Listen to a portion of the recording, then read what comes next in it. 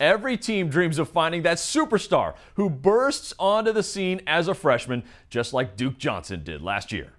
Here in Miami, it's the Duke Johnson Show. What a move! Duke-O-Mania continue!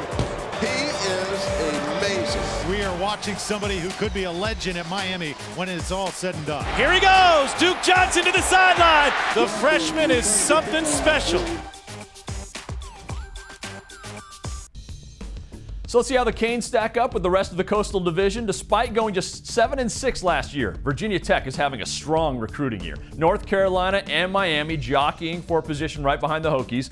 UVA and Pitt both bringing in very solid classes. Duke building on a bowl game, and then Georgia Tech. All right, joining me now, JC Shurburtt, the guru of recruiting for 24/7 Sports. JC, one of Frank Beamer's best recruits is a legacy. Yes, there is another Fuller. This time it's Kendall.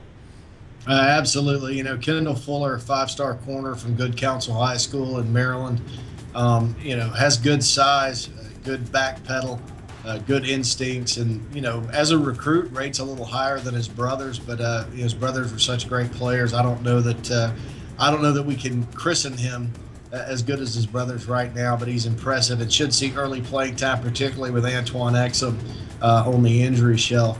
Also, Holland Fisher is a four-star safety out of the Richmond area, almost like a linebacker in his size and build, but can cover really well. Perfect fit for Bud Foster's defense there in Blacksburg. So it does really look like Bud Foster's retooling, and he's going to have some great building blocks. Absolutely, and you look at it also, Wyatt Teller, a defensive lineman from Northern Virginia, who they beat the entire country on. I think he could end up being a pretty special player too. Meanwhile, Al Golden inherited a lot of challenges at Miami. They've had to pass up on a chance to play in bowl games the last 2 years. JC, it doesn't look like that's hurting the Canes with recruiting this year. A strong class for Golden, right? Including defensive back Artie Burns? Absolutely, and you look at it, the numbers were not going to be large for Miami this year.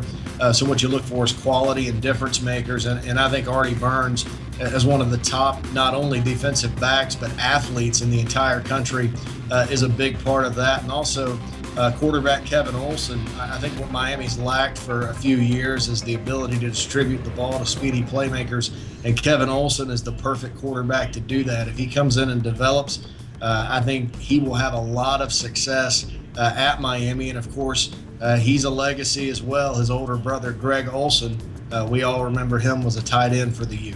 As I mentioned, the Olsons coming up at 5 p.m. We'll do a Google Hangout with them here on the ACC Digital Network. Now, like Al Golden at Miami, Larry Fedora also arrived at Carolina with off-the-field issues that weren't of his doing.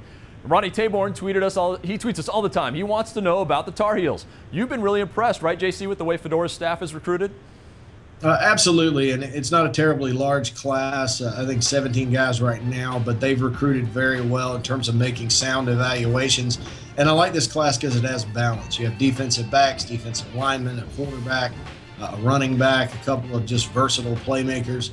So I think that when you look at the overall balance to the class, North Carolina's in very good shape. TJ Logan ran for over 500 yards in the North Carolina State title game. Talk to me about how Fedora was able to pick up one of the top quarterbacks in the country. Well, you know, Logan is a guy that when you give him the ball, something's going to happen, and it's usually good for your team. Not the biggest kid in the world, but 5'10", 165, but certainly has the speed. Very impressive at the Shrine Bowl, the Carolinas, and a big-time playmaker. Also, Mitch Trubisky, the quarterback, that they have in this class, is the #1 dual-threat quarterback in the country, according to 24/7 Sports. Was an offer from Ohio State, but Ohio State took a kid out of Texas that was maybe a little bit better fit for their system. So he ended up kind of coming to North Carolina, and I expect Trubisky, who's already on campus, to make some big-time plays during his career as a Tar Heel. This seems like a perfect fit. Bryn Renner's a senior. It seems like Trubisky could fit right in as soon as Renner's done. Absolutely, and coming in early, you know, is going to help him kind of get molded into the system and learn the system. And in case something happens to Renner, you know, Trubisky should be ready, or, you know, hopefully this early enroll time will help him prepare. Now, one of the new ACC schools, Pitt, seems to have built a really solid class. It never hurts, right, JC, to bring in one of the best offensive tackles in the country. Dorian Johnson is a great hometown pickup. Oh, no doubt about it. Pitt has some talent in that area, and they're able to recruit Western Pennsylvania and the greater Pittsburgh area with success. Dorian Johnson was committed to Penn State, but when all that stuff happened at Penn State, he backed off and then decided to stay close to home. Franchise left tackle prospect. Wouldn't surprise me to see him start, all 4 years at Pitt. They also picked up a signee in Tyler Boyd today from Clarendon, Pennsylvania. That's a big-time deep threat, really impressed out of the U.S. Army All-American Bowl. Held off a late charge by Tennessee to keep him in the fold.